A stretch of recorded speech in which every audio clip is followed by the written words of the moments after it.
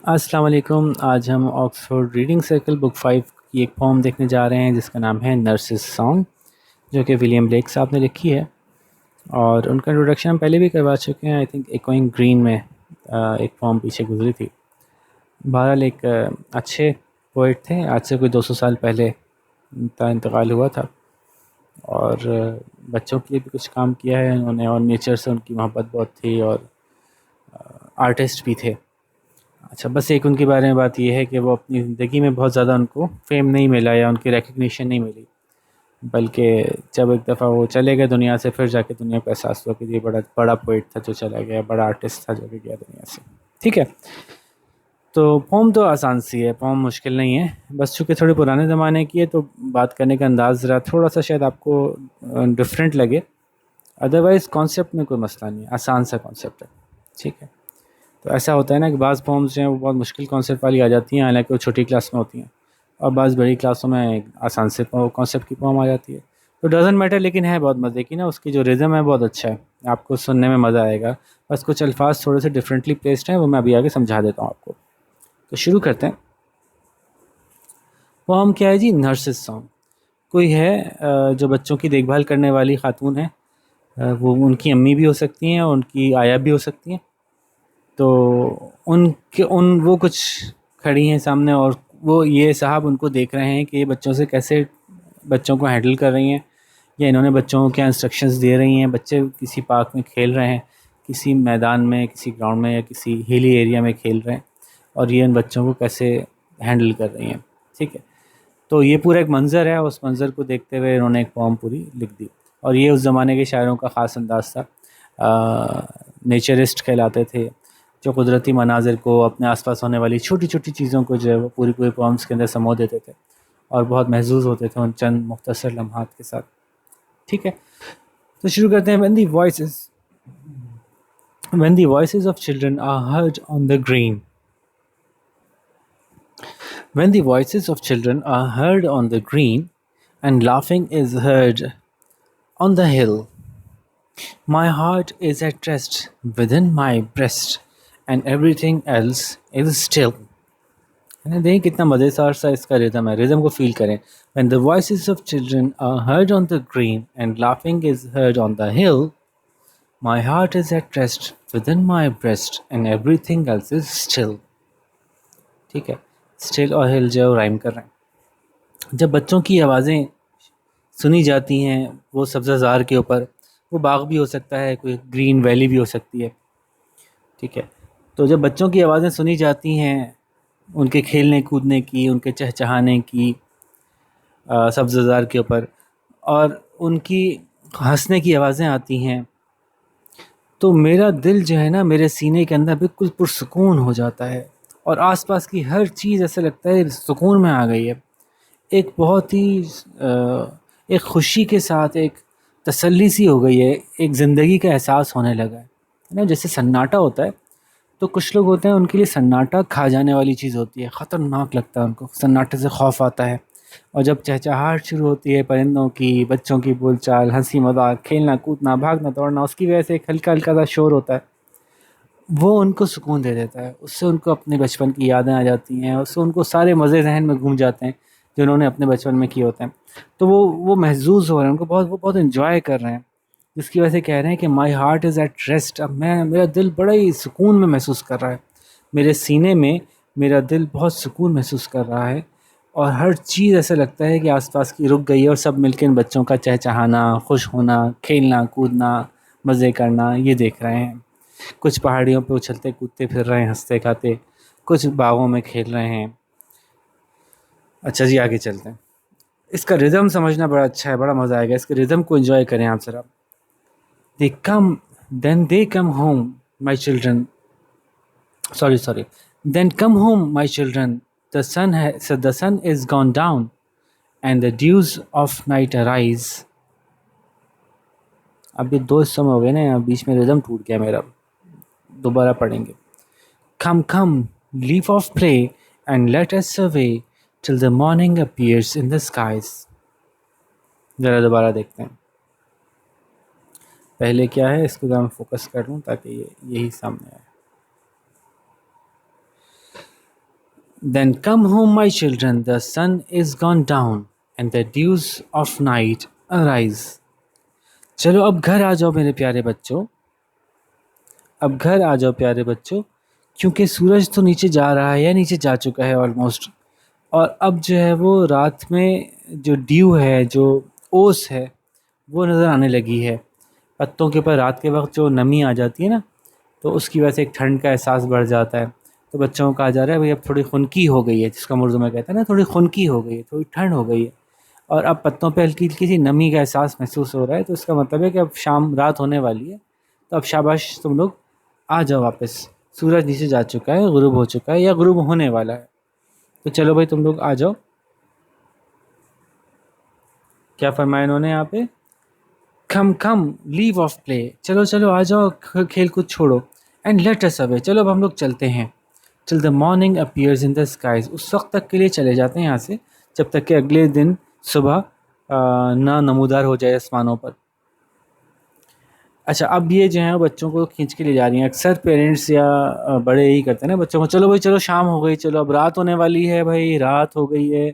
हालांकि ऐसा भी होता है कि बाज़ औक़ात अभी सही से शाम भी नहीं हुई होती, लेकिन ये कि बच्चों को खींचने के लिए कि पेरेंट्स या बड़े कह देते हैं चलो भाई बस अब रात होने ही वाली है। तो अब बच्चे आर्ग्यू कर रहे हैं कि ये क्या बात हुई भाई, बच्चों ने यहाँ पे आर्ग्यू किया। No no let us play, for it is yet day and we can not go to sleep, besides in the sky the little birds fly and the hills are all covered with sheep. अब ये बच्चों का argument आया कि भाई क्या अभी तो शाम भी पूरी से नहीं हुई है, आपको रात दिख रही है, पता नहीं क्या चक्कर है। तो इन्होंने कहा कि नहीं नहीं हमें खेलने दें, क्योंकि अभी भी तो दिन बरकरार है, दिन बाकी है, रोशनी है, और हम तो अभी सोने जा भी नहीं सकते, ये कोई सोने का टाइम थोड़ी हुआ है, we can not go to sleep. Besides, और फिर इसके अलावा ये बात भी तो है कि बिसाइड्स यानी इसके अलावा ये बात भी तो है कि इन the sky the little birds fly, आसमान पे परिंदे उड़ रहे हैं, अगर शाम हो चुकी होती तो परिंदे तो अपने घोंसलों पे चले जाते। And the hills are all covered with sheep, और जो पहाड़ियाँ हैं इस पर तो भेड़ें यहाँ से वहाँ तक चरती फिर रही हैं, अगर रात हो चुकी होती तो वो तो वापस अपने अपने घरों को जा चुकी होती। ठीक है। अच्छा, अब यहाँ पे मैंने जैसे कहा था कि थोड़ी पुरानी पोम है या नई पोम्स नहीं, वैसे ऐसे हो सकता है कि जैसे यहाँ पे उन्होंने क्या यहाँ पे शॉर्ट किया है वर्ड को, कवर्ड की स्पेलिंग को यहाँ पे ई को शॉर्ट किया है। ऐसा क्यों करते हैं, ये हम रिदम को बरकरार रखने के लिए। वर्ड काउंट और सिलेबल काउंट एक चीज़ होती है कि अगर वो सिलेबल काउंट बढ़ जाता है ना, तो उससे उसका रिदम टूट जाता है, रिदम ख़राब हो जाता है, बैलेंस ख़राब हो जाता है पोम का। तो बहुत दफ़ा शायर ऐसे करते हैं कि अल्फाज को शॉर्ट कर देते हैं, या बाज़ अल्फाज को वज़न दे के बढ़ा देते हैं। असल में उसकी स्पेलिंग कुछ होती है, लेकिन उसको ज़्यादा स्ट्रेस करके बढ़ा देते हैं, इत्तेफाक से आगे वो भी आएंगे। तो पोम का सेंस, पोम का रिदम बरकरार है, उसके लिए ऐसा किया जाता है, पढ़ने वाला समझ जाता है कि एक्चुअली इसका मतलब क्या है। ठीक है। तो इसका मतलब ये नहीं होता कि शायर को सही स्पेल नहीं पता थी, इसका मतलब ये होता है कि पढ़ने वाला समझदारी से पढ़ ले, और हमने पोम के रिदम के लिए इस वर्ड को शॉर्ट कर दिया या एक्स्ट्रा लॉन्ग कर दिया, इसकी अपनी असली हालत से भी ज़्यादा लंबा कर दिया, तो यहाँ पे शॉर्ट किया। तो एक दफ़ा दोबारा और देखें, no no let us play for it is yet day and we can not go to sleep, besides in the sky the little birds fly and the hills are all covered with sheep. ठीक है जी। तो आखिरी इसका स्टैंडर देखते हैं क्या फरमाते हैं कि अब ये जो जवाब दिया था उन्होंने, आया ने, तो वो जवाब इनको बड़ा अच्छा लगा कि चलो हाँ देखो बच्चों ने ज़िद की तो उन्होंने उनको डांटा वाटा नहीं, बल्कि क्या जवाब दिया देखते हैं। Well well go and play till the light fades away and then go home to bed, the little ones leaped and shouted and laughed and all the hills echoed। अभी इकोड को इकोड नहीं पढ़ेंगे, क्यों नहीं पढ़ेंगे अब आप बताइए। यही मैं समझा रहा था ऊपर कि शायर क्या करते हैं कि अपनी बात भी समझाना चाहते हैं, लेकिन कभी कभी उनको वर्ड्स को थोड़ा सा एडजस्ट करना पड़ता है, थोड़ा सा चेंज करना पड़ता है, ताकि उनकी फॉर्म का रिदम ना टूटे। तो ये 2-3 जगह आप देखें कुछ गड़बड़ हुई है क्या। एक ये लीप्ड नहीं है, लीपेड पढ़ा जाएगा, एंड शाउट नहीं है, शाउटेड पढ़ा जाएगा, और ये लाफ्ट। ठीक है। और ये इकोड नहीं होगा, इक्वेड, इक्वेड पढ़ा जाएगा, हालांकि मतलब इसका इकोड ही लिया जाएगा। ठीक है, ये बात समझ रहे हैं, ये इतनी मुश्किल बात नहीं है, सिर्फ इसलिए इक्वेड करना पड़ेगा इसको क्योंकि यहाँ पे वर्ड बेड पे ख़त्म हो रहा है, जो लाइन है वो बेड पे ख़त्म हो रही है, तो ये और ये दोनों आपस में राइम करने चाहिए, तो जब ये बेड है तो इक्वाइड होना चाहिए। ठीक है, ये बात समझ में आ गई। तो हमें पता है कि असल में ये वर्ड इकोड है, लेकिन बेड से राइम करने के लिए पोएट ने इसको इक्वाइड कर दिया, और उसी चक्कर में ये इक्वाइड का सेंस बरकरार रहे, उन्होंने पीछे के वर्ड्स को भी जो है ना इसी तरह से स्ट्रेस किया है। ये जो गौर से देखें, जो ई के ऊपर एक डैश लगा हुआ है, इसका मतलब है ई स्ट्रेस्ड है, यानी ई को जो है वो जोर दे के पढ़ना है। तो अब ज़रा सही से एक दफ़ा फिर देख लेते हैं, अब आपको शायद बात समझ में ज़्यादा अच्छी तरह से आ जाए। Well well go and play till the light fades away. ठीक है जाओ खेलो जब तक कि रोशनी बिल्कुल ख़त्म ना हो जाए। And then go home to bed, और फिर चले जाना बिस्तर सोने।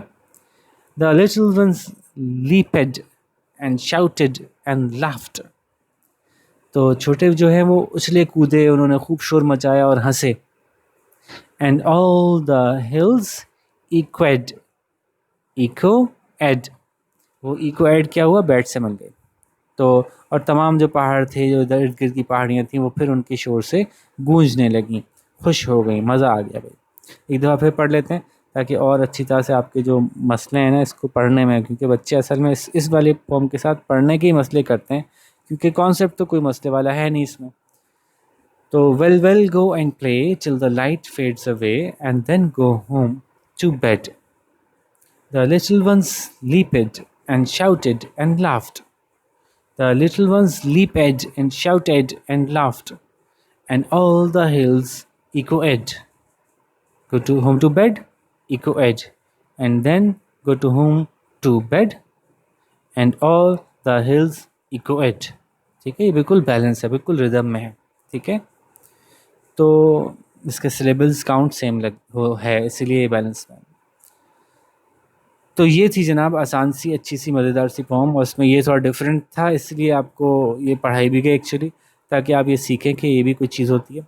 स्ट्रेस वर्ड्स क्या होते हैं, स्ट्रेस्ड लेटर्स का क्या होते हैं, उससे वो क्यों होते हैं, उससे क्या फ़र्क पड़ता है। तो होपफुली मैंने आपको अच्छे से समझा दिया है कि स्ट्रेस्ड भी होते हैं और शॉर्टनड भी होते हैं, और ये दोनों शायरी में क्यों किए जाते हैं मैंने समझा दिया, ताकि कि हमारी जो लाइन्स हैं उनका बैलेंस बरकरार रहे।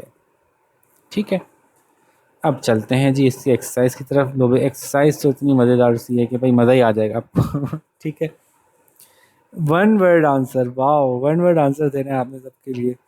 क्या है जी one word answer? This is heard, क्या सुना जा रहा है, क्या किस चीज़ की आवाज़ें आ रही हैं, ये तो मैं कुछ बताऊंगा ही नहीं, इसमें बताने की ज़रूरत ही नहीं है। लो भाई, सामने ही लिखा हुआ है व्हाट इज़ हर्ड। अब एक बताना है, लेकिन वॉइसेस ऑफ चिल्ड्रन नहीं नहीं, एक बताना है। तो मैं चलें पहले बता देता हूँ, तो इसमें एक आंसर देना है।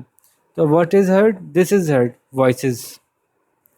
दिस इज़ एट रेस्ट, क्या चीज़ रेस्ट पे है, बताएं ना, ये पीछे लिखा हुआ तो है, अब इतना देख के नहीं बता सकते आप। क्या चीज़ रेस्ट पे है? तो भाई हार्ट रेस्ट पे। भाई बाकी तो मैं पढ़ के भी नहीं सुना रहा है, तो बहुत ही बच्चों वाला सवाल है, तो आप पूरा खुद ही कर सकते हैं। देखना है कि क्या इसका अगले सवाल में कुछ ऐसा है जो कि आपको मुझे समझाने की ज़रूरत पड़े। तो let's see, who is speaking in the poem, to whom is the person speaking to. कौन कह रहा है और किससे कह रहा है? ये भी इतना आसान सवाल है, क्या मसला है, सारे आसान आसान सवाल आ रहे हैं। The nurse is speaking in the poem and she is speaking to the children playing in the on the hill side, ऐसे जवाब दे सकते हैं। अच्छा जी, पहला सवाल तो मैंने जवाब दे दिया, जल्दी में भूल गया था मैं आपको ये समझाना कि हम चाहते हैं कि आप जवाब खुद लिखा करें। हम ये क्यों चाहते हैं? क्योंकि हम चाहते हैं कि जब आप एग्ज़ाम में जाएं तो आपको रट्टा लगा के ना जाना पड़े, आपको याद करके ना जाना पड़े। आपने मुझसे अच्छे से चैप्टर, पोएम, लेसन समझ लिया ना, अब आप जवाब खुद लिखने की कोशिश करें, और इस कोशिश की वजह से आपका कॉन्फिडेंस बढ़ जाएगा कि आपको जवाब लिखने आते हैं, आप सिर्फ समझ के खुद लिख सकते हैं, आपको याद करने की ज़रूरत नहीं है। ठीक है, ये बड़ा ज़रूरी काम है, इसको कोशिश करके करना है। ठीक है भाई, तो ऐसा होगा कि आप जवाब लिखेंगे, उसमें कुछ गलतियाँ होंगी, आप किसी टीचर से करेक्ट करवा लीजिएगा, फिर करेक्शन की वजह से आपका अगला चैप्टर उससे अच्छा होगा, फिर अगला उससे अच्छा होगा, और यूँ by the end of the book आपको खुद से सारे जवाब लिखने आ चुके होंगे, और आप बहुत कॉन्फिडेंटली एग्जाम में पेयर होंगे। कोई टीचर आपको अवेलेबल ना हो करेक्शन के लिए, तो मैंने अपना ईमेल एड्रेस दे दिया है, आप मुझसे यहाँ पे भी अपने सवालों को, अपने जवाबात ईमेल करके पूछ सकते हैं कि जवाब कैसे हैं। मैं उनको अगर इम्प्रूवमेंट की ज़रूरत होगी तो इम्प्रूव करके वापस भेज दूँगा। ठीक है जी, कमेंट्स में मैं बाज़ औक़ात नहीं बताना चाहता कि जवाब क्या है, क्योंकि वो एक ने तो मेहनत करके सवाल के जवाब बना के भेजे कमेंट्स में। अब मैंने जब उसके जवाब भी कमेंट्स में दे दिए तो बाकियों को बगैर मेहनत के जवाब मिल गए, लो भाई, तो फिर सारा मसला ही ख़त्म हो गया। इसलिए कोशिश करें कि अगर आपको पूछना है तो ईमेल के थ्रू पूछ लें, ठीक है। तो शुरू करते हैं। दूसरा ट्रिक ये आपको बता दूं कि एक सवाल का जवाब लिखते वक्त ऐसा कीजिएगा कि जब मैंने आपको एक सवाल एक्सप्लेन कर दिया ना, तो वहाँ पॉज कर लीजिएगा, ताकि जब आप पॉज करेंगे तो फिर आपको जवाब लिखने में आसानी होगी। फिर आप अगला सवाल सुनिएगा, फिर पॉज कर लीजिएगा, फिर अगला सवाल सुनिएगा, फिर पॉज कर लीजिएगा। इससे क्या होगा कि बाज़ बच्चे पूरे सारे सवाल एक साथ सुन लेते हैं और फिर आखिर में याद नहीं रहता कि पहले सवाल में क्या बताया था, ठीक है। तो ये छोटी सी ट्रिक है, इसको देखते हुए फिर आगे चलते हैं। तो ये पहला जवाब तो मैंने बता दिया, the nurse is speaking to the children under her care. Can you give 2 reasons why the word echoed has an accented E. Accented कहते हैं स्ट्रेस्ड को। क्या आप कोई 2 वजह बता सकते हैं कि इको एड को इन्होंने एक्सेंटेड क्यों किया है? In which other words can we use the accented E. अच्छा जी, अब देखते हैं। ये भी मुझे समझाना तो पड़ेगा आपको। द रीज़न्स, बल्कि समझा दिया है मैंने, इसको दोबारा रीट्रेट कर देते हैं। The reasons why the poet has used N accented E in this line is so that number one, the word bed should rhyme with the last word of this line, and to make it rhyme with the word bed, the poet has stressed this e, the last e. The second reason is to to equate the count of the syllables of both the lines, so that the rhythm of the poem could make sense. The poet has again used a stressed or accented e in the last word. ठीक है, तो ये मुझे बताना पड़ा क्योंकि ये फिर ऐसे आप कैसे लिखते हैं खुद से। इत्तेफाक ऐसा हो गया ये पहली दफ़ा कि 2 सवाल मैंने पूरे पूरे खुद ही बता दिए। अच्छा हाँ, एक बात रह गई। अच्छा, अब जो सेकंड पार्ट है इस सवाल का, वो ये कि और कौन से ऐसे अल्फाज हैं जिनके अंदर हम ई को एक्सेंट कर सकते हैं। तो इसका कोई जवाब नहीं है। एक्चुअली इस सवाल का कोई जवाब नहीं है। इस सवाल का जवाब ये है कि आपका क्या ख़्याल है, क्योंकि ये जो ई को एक्सेंट किया था यहाँ पर पोएट ने, ई के अंदर स्ट्रेस पैदा किया था, ये किसी रूल के तहत थोड़ी किया था। कोई रूल थोड़ी है कि ये वाले वर्ड्स की ई को एक्सेंट किया जा सकता है और ये वाले वर्ड्स को नहीं किया जा सकता। बल्कि पोइट्री में जैसे मैंने बताया, आप किसी भी वर्ड को थोड़ी सी स्पेलिंग उसकी गलत करके या थोड़ी सी स्ट्रेस बढ़ा के या कहीं कहीं उनको शॉर्टन करके लिख सकते हैं, ताकि रिदम ज़्यादा अच्छा चले, बीट बरकरार रहे। तो ऐसे और कौन से वर्ड्स हैं जिनके अंदर कि ई एक्सेंट किया जा सकता है? तो they can be any. Stopped को स्टॉप एड बोल दें आप, आपकी मर्ज़ी है, ठीक है। आप जो है वो जो भी ऐसे वर्ड्स हैं जिसके अंदर ई यूज़ हो रहा है, उन वर्ड्स के ई को आप एक्सेंट करना चाहें तो कर सकते हैं, और इसी बात को आपको ऐसे एक्सप्रेस करना है। यही बात आपने बतानी है, और कोई 1-2 अल्फाज मिसाल के तौर पे बता दीजिएगा, कोई भी चलेंगे, कोई भी चलेंगे, इसका कोई रूल नहीं है एग्जैक्टली, ठीक है। तो ये 2 सवाल हो गए। पॉज कर लें, जवाब लिख लें, फिर तीसरे पे आते हैं। How do you feel when your parents call you home while you are playing out with friends. आपको कैसे महसूस होता है जब आपके वालिदैन आपको बुलाते हैं जबकि आपके अपने दोस्तों के साथ खेल रहे होते हैं? डू यू स्टॉप प्लेइंग और request your parents to give you some more time. अब ये भी पूरा ही आपको जवाब देना पड़ेगा जनाब। when we are playing with our friends and our parents call us to come home, ऐसे शुरू करेंगे जब आपको। दोबारा बता देता हूँ, when we are playing with our friends and our parents call us home। अब इससे आगे आप बताएंगे आपको कैसा लगता है। हमें अच्छा लगता है, हमें अच्छा नहीं लगता, हम फ़ौरन से बात मान लेते हैं, हम जल्दी से घर चले जाते हैं, हम आर्ग्यूमेंट करते हैं, हम उनको कन्विंस करने की कोशिश करते हैं। आप क्या करते हैं आप बता दीजिएगा। No one right answer for this question, ठीक है। एक जवाब नहीं है सही, बल्कि जो भी आप जवाब देंगे बस ग्रामेटिकली करेक्ट होना चाहिए, अदरवाइज़ जवाब आपका मान लिया जाएगा, ठीक है। यहाँ पॉज करते हैं, जवाब लिखिए, फिर हम नेक्स्ट क्वेश्चन पे जाते हैं। Question number 4, do you like this pome, give reasons for your answer. Again इसमें तो कुछ भी नहीं है। तो अगर आप कहेंगे yes I like this poem, तो फिर आप बताएंगे क्यों पसंद है। कम से कम 3 बातें ज़रूर लिखनी है आपको। अगर आप कहते हैं no I don't like this poem, तो आप बताएंगे 3 बातें कि क्यों नहीं पसंद आई, ठीक है। तो जैसे अगर मैं अपनी बात करूँ तो मुझे इसका रिदम बहुत अच्छा लगता है, इसका रिदम बहुत मज़ेदार से। तो इसके जो इसी तरह से इसके अंदर जो है वो जो कॉन्सेप्ट लिया गया है, बच्चे खेल रहे हैं, वो बहुत अच्छा है। इसके अंदर जिस तरह की सीनरी खींची गई है, जिस तरह का माहौल बयान किया गया है, परिंदे उड़ रहे हैं, और वो भी बहुत खूबसूरत सा है कि वो पहाड़ियाँ हैं, उन पे जो है वो लैम्स अपना चर रही हैं। तो मेरे लिए तो सीनरी भी बहुत ज़बरदस्त मुझे लगी इसमें। इसमें बच्चों का जो खेलने का था वो भी बहुत अच्छा लगा। जिस तरह से नर्स ने अलाउ कर दिया, आया ने अलाउ कर दिया उनको खेलने को, वो भी बहुत अच्छा लगा, मज़ा आया सोच के। हाँ, बच्चे कितने खुश हुए होंगे। और जो रिदम है वो भी बहुत अच्छा लगा उसमें, जो स्पेशली जो थोड़ा डिफरेंट वर्ड्स को at the end of the last stanza उन्होंने वर्ड्स को डिफरेंटली ट्रीट किया, ये भी मज़ा आया, थोड़ा डिफरेंट था। तो ये बहुत सारी बातें हैं जो मैं इसकी तारीफ़ में कह सकता हूँ। हो सकता है कि आपके पास इसकी बुराई में कुछ बातें हों करने को, कि जी फ़ुज़ूल पोम थी, ऐसा तो कहीं नहीं होता, तो ये तो यूँ, तो वो जो अगर आपको लगता है कि अच्छी नहीं थी तो कोई मसला नहीं है, ये जवाब गलत नहीं माना जाएगा। लेकिन बस आपको अपनी जवाब को वैलिडेट करना पड़ेगा ना, आपको उसके रीज़न्स देने पड़ेंगे कि नहीं भी मैं इसलिए ऐसा कहता हूँ, तो कोई 3 रीज़न आपको देने होंगे। ठीक है? तो ये हो गई बात, और सवाल सारे कंप्लीट हो गए। देखते हैं आप में से कौन ज़्यादा अच्छे जवाब लिखता है। वैसे सारे थे सवाल आसान आसान से ही, कुछ ज़्यादा मसला नहीं था, और 2 तो मैंने पूरे पूरे ही बता दिए जो मुश्किल थे। ठीक है? तो इंशाल्लाह फिर किसी और अच्छे से लेसन के साथ आपके साथ मुलाकात होगी। अपना ख्याल रखिएगा। अल्लाह हाफ़िज़।